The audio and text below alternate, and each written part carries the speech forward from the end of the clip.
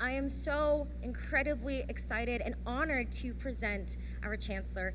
Our Chancellor is absolutely amazing, and more than ever, she is one of us. This is someone you can relate to. She has been fighting tirelessly on the behalf of students. As I've said before, as well as many other directors here, we have been saying from day one that there are 2.1 million community college students within the system. Dr. Daisy Gonzales has been doing exactly that, and I have the honor of introducing you all to her. She'll be here talking to us. I want to give you a few highlights of her career. Just recently, she was awarded from the California Legislative Women's Caucus the Woman of the Year Award in March. So quick round of applause, because that's a huge award. Additionally, throughout her entire career, she has been dedicated to serving students through achieving equity in education research, state budget, and public policy design. And I am so excited to have her on here. So without further ado, everyone, please stand up and welcome our very own Chancellor, Dr. Daisy Gonzales of the California Community Colleges. So come on, let's do this. Good morning, everyone. Can you guys hear me? Can I get some emojis for those online? All right.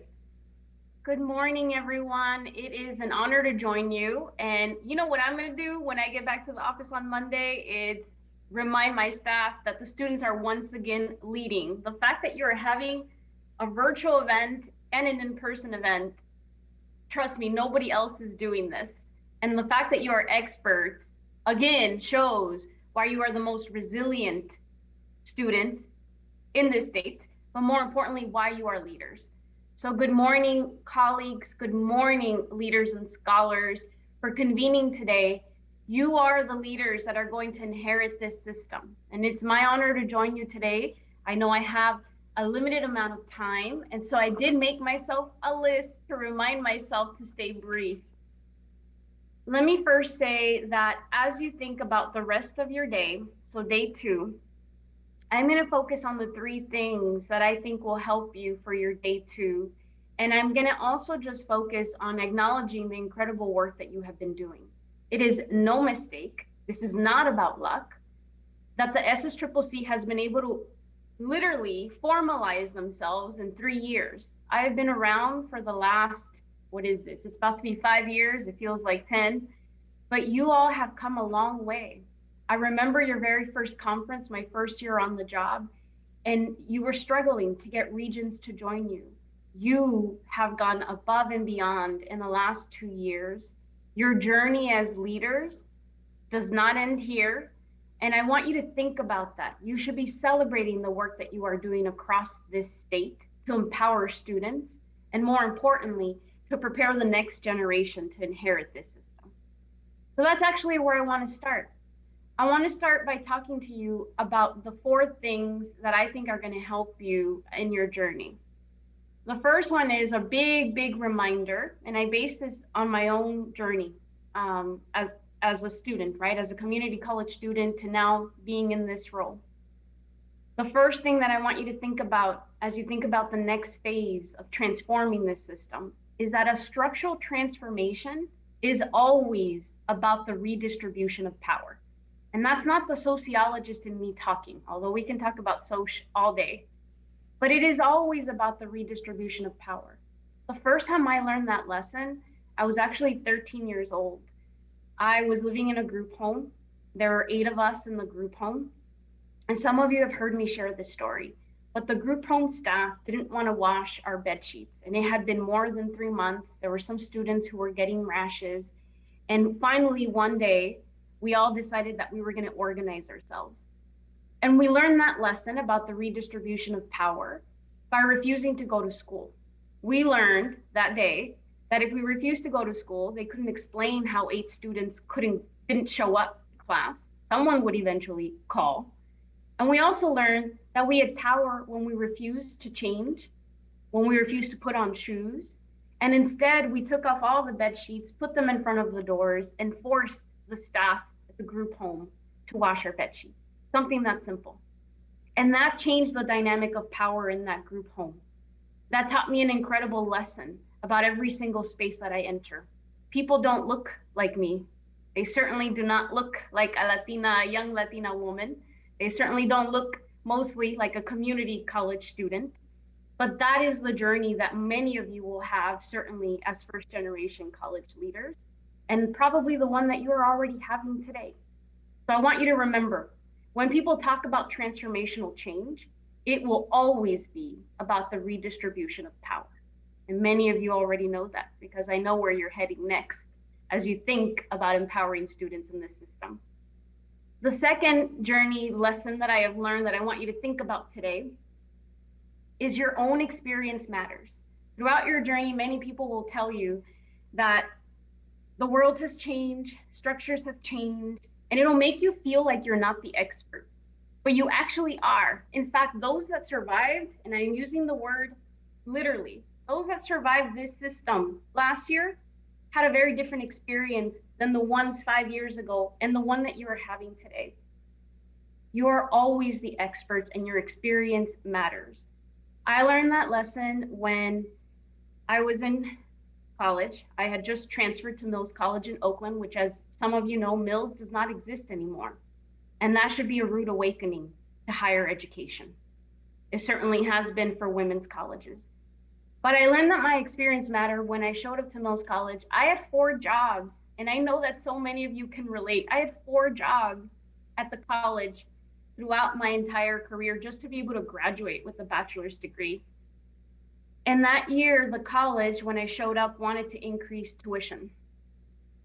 And I couldn't imagine what else I could do. I couldn't imagine whether I could have 5 jobs or continue my education. And I chose to speak up.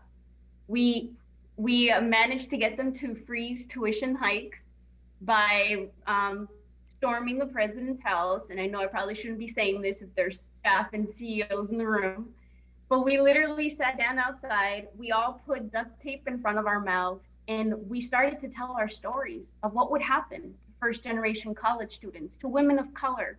They could no longer afford an institution. We froze tuition for 2 years.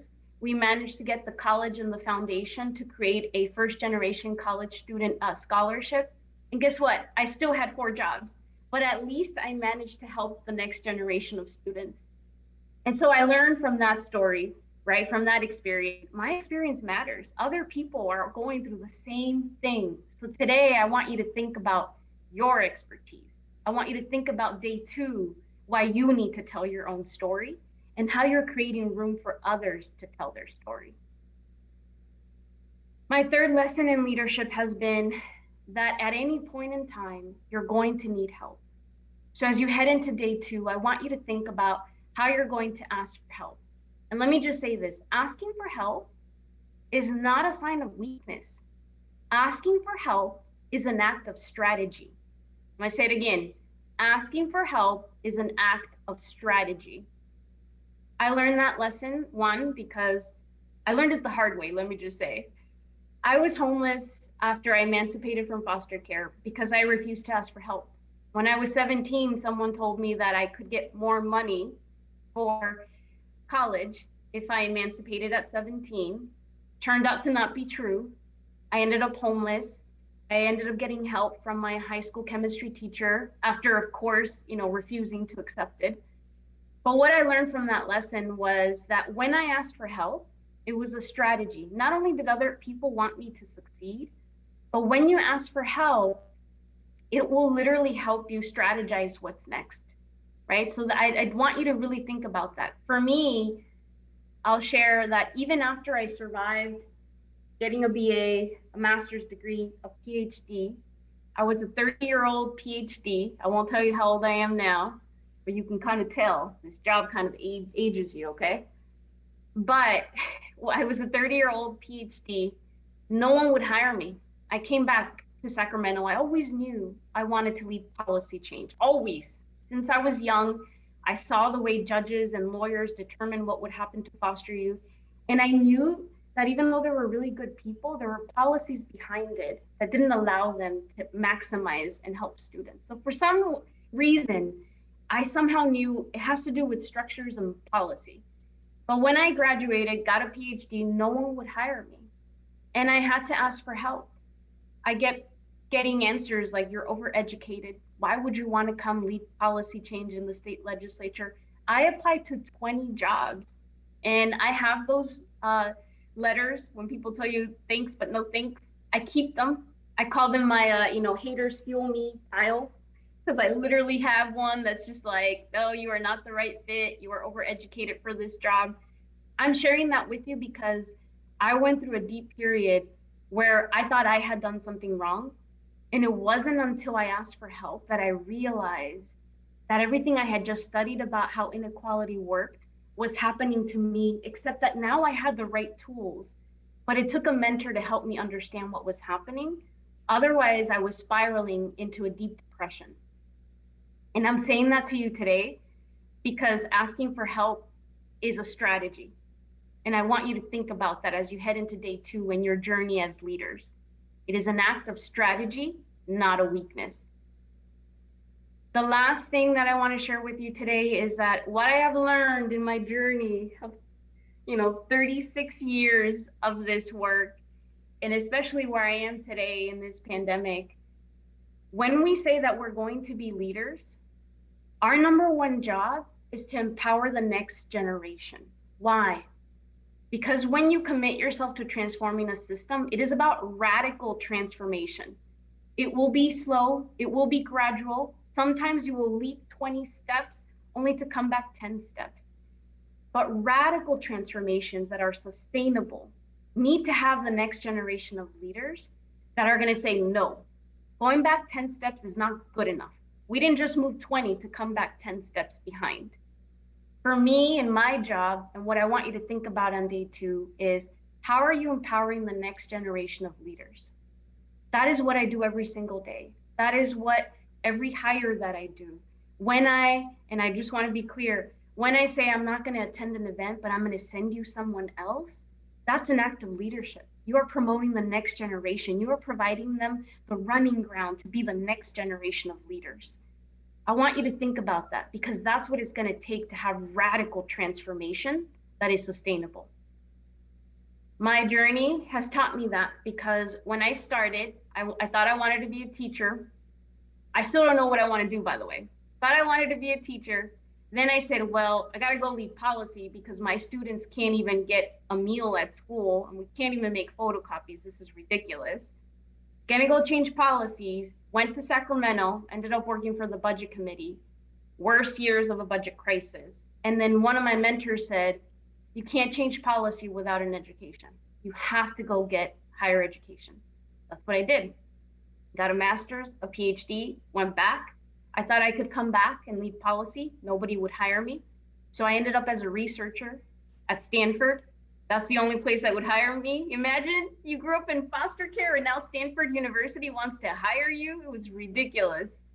But Stanford hired me and I decided to document the journeys of students who couldn't get access to education, alternative school students, what was happening to students in high schools who had dependents. And I love that job. But what I learned is that research didn't mobilize or change the world. Leaders did. And that's where I am in this journey today. And what I have learned that it's going to come full circle. And if I want to be a leader, if I want to change policy, if I want to transform systems, it's that next generation that's going to do that. So today in day 2, I want you to think about what is my expertise? And I mean you. What is your expertise? How am I going to share my story? How am I creating room for the next generation and preparing them? And who am I going to ask help from? And then, of course, more importantly, for what purpose? And that purpose needs to be the redistribution of power, because that's what it's going to take to transform this system. So with that, I wish you the best of luck today. You have a lot of work in front of you. I'm not going to touch on any other topic because where I need you to be today is optimistic. It's fearless. Everything else around us will happen. But your courage to be here today, to spend your Saturday thinking about imagining what the world could be like is exactly where you need to be. It is exactly where you need to be. And that's what's going to give me hope and everybody else around you. So congratulations for all the work that you have done. Gerardo, I mean, the last generation of leaders that you had last year carried you here. And I want you to think about where you want to go next. My office and I are here to help you because you're going to inherit this system.